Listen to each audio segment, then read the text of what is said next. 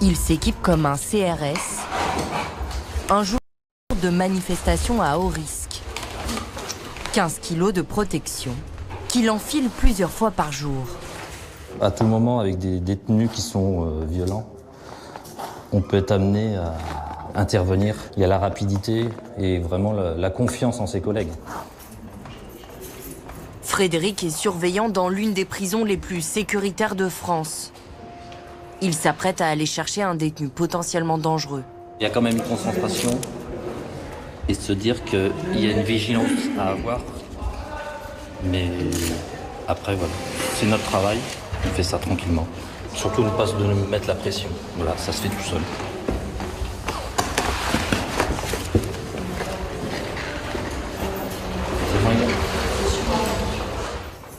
Le détenu vient d'être transféré ici, dans le quartier d'isolement. C'est un braqueur multirécidiviste, condamné également pour une prise d'otage de surveillant et pour 3 tentatives. À chaque fois, une procédure de sécurité est mise en place. Un surveillant vérifie la position du prisonnier dans sa cellule, puis ouvre une première porte. Un autre agent est chargé de menotter le détenu.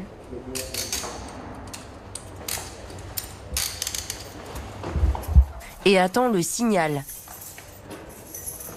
pour pouvoir ouvrir la grille. Le bouclier sert à éviter d'éventuelles projections et à plaquer le détenu contre le mur en cas d'attaque. Le silence est de mise. Les agents communiquent par des gestes discrets.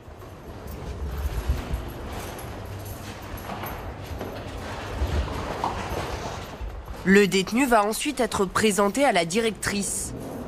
Pour cette première rencontre, elle tient à le recevoir dans un bureau. Bonjour, asseyez-vous. Un officier est présent pendant tout l'entretien. La porte n'est jamais fermée. La brigade du quartier d'isolement reste prête à intervenir en cas d'incident. Et alors, vous êtes ici pourquoi? Incarcéré, en fait. Ouais. Pour des braquages de commerce et une évasion de la garde à vue. Cet entretien sert à évaluer la dangerosité du nouvel arrivant. La directrice lui annonce qu'il va rester à l'isolement quelque temps encore. Et vous avez 27 ans, mais vous avez déjà un joli palmarès quand même, hein, parce qu'une prise d'otage, 3 tentatives, vous avez fait les grosses centrales de France. Bon, vous comprenez que, voilà, moi j'expose pas mes personnels. Hein. Je sais bien. La priorité ici, c'est la sécurité des personnels. C'est la sécurité des détenus, mais c'est la sécurité des personnels. L'homme est atteint de troubles psychiatriques importants. Est-ce que vous sentez venir les crises ou pas? Oui, oui, oui. Bon. Oui. Quand vous les sentez venir, qu'est-ce que vous faites? Ouais. Alors qu'auparavant, non, je peux venir. Voilà. C'est ça qu'il faut faire. C'est ça qu'il faut faire. Quand vous sentez venir le fait que vous n'êtes pas bien dans votre tête, soit que vous avez des voix, soit que je ne sais pas, mais en tout cas vous sentez qu'il y a une dégradation de votre état, tout de suite vous le dites aux agents. Les agents, ils sont casqués, ils sont boucliers, mais ils refuseront jamais de vous parler. Et c'est très important. Ouais. Ça évite les prises d'otages. Allez, on y va? On va aller, madame. Bon courage. Au revoir. Je vous serre pas la main, vous êtes menotté alors. Des surveillants en première ligne, dans l'une des prisons les plus sécuritaires de France. La maison centrale de Saint-Maur et ses 195 détenus. Des criminels condamnés à de longues peines, dont 20% de perpétuité. Entre ces murs sont passés Jean-Claude Roman, le faux médecin auteur d'un quintuple assassinat, ou encore Jamel Bégal, le mentor des terroristes de Charlie Hebdo et de l'Hypercacher. L'établissement contient le plus grand quartier d'isolement français, 25 cellules. C'est là que sont placés pour une durée déterminée les détenus les plus dangereux. Pour les encadrer, 12 surveillants se relaient 24 heures sur 24. Ils sont tous volontaires. Les agressions sont rares, mais peuvent être très violentes. Il y a moins d'1 an, l'un des collègues de Frédéric s'est fait défigurer ici même. Le matin, quand vous passez à 7 heures, Même si vous avez une vigilance accrue, on ouvre la porte, on regarde, voir si le détenu est bien sûr présent, vivant. Et celui-ci, en fait, il a sorti une casserole d'eau bouillante. Oui, brûlée au 2e degré. Le visage et un peu l'épaule. Le surveillant n'a toujours pas repris le travail. En tout, 4 agents ont été gravement blessés à Saint-Maur l'an dernier. Des attaques brutales, comme la fois où un détenu s'est jeté sur un surveillant avec une fourchette, avant d'être maîtrisé au sol. Ou quand une discussion banale à première vue a mal tourné. Les surveillants ne portent jamais d'armes pour éviter qu'elles ne soient subtilisées. Face à la violence, ils n'ont qu'un sifflet et des menottes. Pour limiter les risques d'agression, les détenus sont escortés à chaque déplacement. Le nouvel arrivant est conduit à la promenade. Les prisonniers s'y rendent un par un. Comme il est soumis à un régime d'isolement strict, il n'a le droit qu'à 1 heure d'exercice par jour, contre 2 fois 1 heure pour les autres détenus. C'est bien. Ah, je fais que des chips aujourd'hui. Que des chips, ça.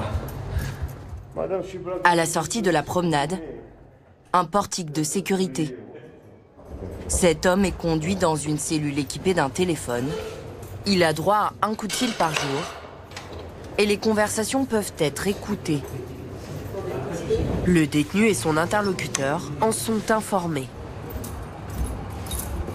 Le chef de la détention nous emmène dans un lieu ultra confidentiel. Le bureau des écoutes. Donc il est naturellement fermé à clé. Ouais. Là, l'agent est en train de contrôler une communication téléphonique. Donc il y a différentes priorités. Il y a des communications qu'on écoute en permanence, d'autres qu'on écoute plus tard. Et en tous les cas, elles sont toutes enregistrées. Le surveillant prend des notes. Il est attentif à l'état psychique du détenu pour prévenir les risques suicidaires et relève tout élément susceptible de mettre en péril le personnel ou les autres prisonniers. Si j'entends un détenu dire on parle d'un autre détenu, celui-là il m'énerve, je vais le planter. Bon, évidemment, je préviens le collègue qui est à l'étage de ce qu'il est en train de dire au téléphone. S'il parle d'évasion, s'il rentre en contact avec des personnes extérieures et cherche à se procurer par exemple des explosifs, des armes ou donner rendez-vous, évidemment ça sera signalé également. Ça nous a permis de découvrir des trafics, voir du cambriolage, voir des braquages, où il y a pas récemment la sécurité intérieure de l'État, sur des affaires de terrorisme. À partir de ces renseignements, les criminels sont classés en fonction de leur dangerosité. Parmi les personnes particulièrement surveillées, les radicalisés. Ce matin-là, la cellule de l'un d'eux doit être fouillée. Bonjour. Fais une fouille de cellule. Il est 7 heures. Les agents réveillent le détenu. Même pas habillé, attendez. On dit de me fouiller, il n'y a même pas 3 semaines. L'homme est conduit à la douche, le temps de l'inspection. Ce détenu n'a pas été condamné pour des faits de terrorisme, mais il s'est radicalisé en prison. Vous n'allez pas vous en arrêter à l'heure. Non. Vous allez où? Droit dans le cœur. Ouais. Avec eux. Ouais. Vous allez voir. Ça va faire bam. Pendant qu'une équipe va procéder à la palpation du détenu, une autre va contrôler sa cellule. Toutes ces affaires sont emballées et seront passées au rayon X. On va refaire un carton pour mettre les affaires de cuisine, les ustensiles de cuisine. Chaque recoin est inspecté. Les agents cherchent de la drogue, des téléphones ou encore ce qui pourrait servir d'arme artisanale. Ah, vous voyez, ça c'est des vis de meubles. Et normalement, ils n'ont pas d'outils pour les défaire. Mais il a réussi à les défaire. Et ça peut être utilisé À plein de choses.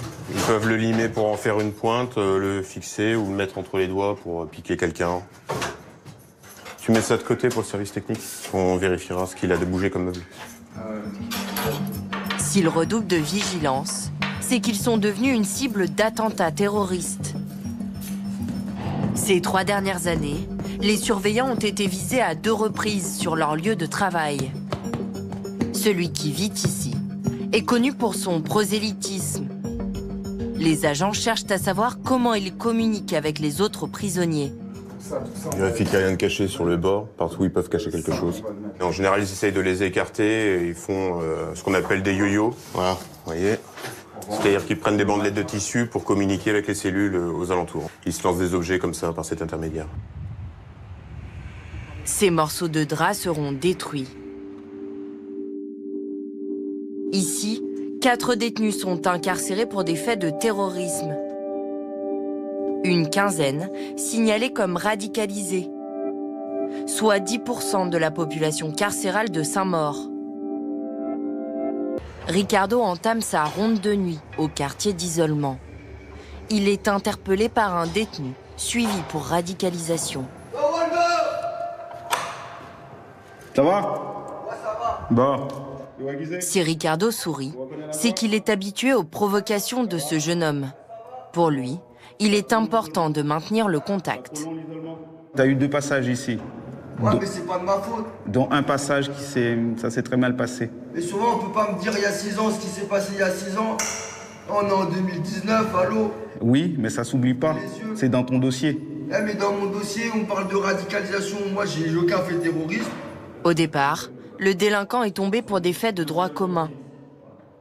En prison, il s'est converti à l'idéologie islamiste pour s'intégrer. Il a trouvé un appui auprès de ceux qu'on appelle ici les barbus. Beaucoup des détenus arrivent ici et sont isolés, comme je l'ai dit au quartier arrivant. Ils arrivent, ils sont isolés, donc quand je dis isolés, pas de copains, ils ne savent pas où ils sont, la famille est loin, donc effectivement, ils vont chercher à appartenir à un groupe. Pour avoir des repères, pour être appréciés, et donc ils vont choisir des fois le mauvais groupe. Son travail, c'est aussi d'observer le comportement de ce type de détenus. 2 cellules plus loin, une musique attire son attention.